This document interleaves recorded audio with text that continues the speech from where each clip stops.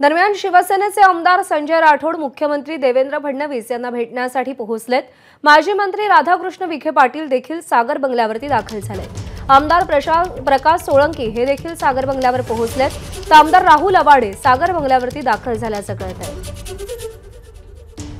उद्या मंत्रिमंडळाचा विस्तार होणार आहे आणि त्या पार्श्वभूमीवर या आमदारांची सागर बंगल्यावरची भेट अत्यंत महत्त्वाची मानली जाते। शिवसेनेचे आमदार संजय राठोड हे देवेंद्र फडणवीसांच्या भेटीसाठी पोहोचलेत। या मंत्रिमंडळात त्यांचा पत्ता कापला जाईल अशी दाट शक्यता निर्माण झाली आहे, त्यामुळे या भेटीला महत्त्व आहे। सूरज सावंत आपले प्रतिनिधी सध्या आपल्या सोबत आहेत।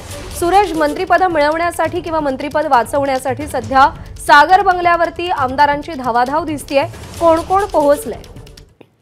प्रज्ञा, नक्कीच पाहतोय की 15 तारखेला पुन्हा एकदा मंत्रिमंडळाचा विस्तार होणार आहे, शपथविधी होणार आहे आणि त्यामध्ये आपला नंबर लागावा, आपली वर्णी लागावी यासाठी आता आमदारांकडून लॉबिंग देखील सुरू केलं जात आहे। आपण पाहतोय सागर बंगल्यावरती हालचालींना वेग आलेला आहे। त्या ठिकाणी स्वतः भाजपचे ज्येष्ठ नेते राधाकृष्ण विखे पाटील हे पोहोचलेले आहेत।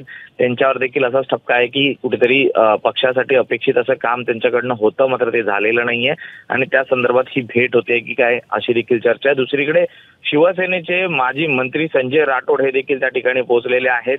संजय राठोड यांचं नाव हे जवळपास मंत्रिपदाच्या यादीत शेवटच्या क्रमांकावर आहे आणि त्यामुळे ती भीती आहे की मंत्रिपद मिळतंय की न मिळतंय या संदर्भात ते उपमुख्यमंत्री एकनाथ शिंदे यांना देखील भेटले होते आणि आज आता देवेंद्र फडणवीस यांच्या भेटीसाठी ते दाखल झालेले आहे सागर बंगल्यावरती। बंजारा समाजातनं त्यांचं एक मोठं नाव आहे, ते एक चेहरा आहेत आणि त्याच पार्श्वभूमीवरती ते अनेकदा निवडून देखील आलेले आहेत। 5 टर्म त्यांच्या ठिकाणी झालेले आहेत।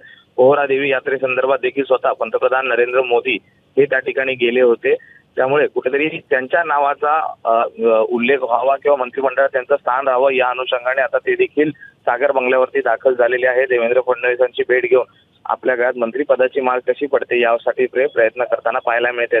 आज दिवसभरात असेच अनेक राजकीय नेते देवेंद्र फडणवीस तेव्हा उपमुख्यमंत्री एकनाथ शिंदे यांच्या भेटीसाठी जाण्याची शक्यता नाकारता येत नाहीये।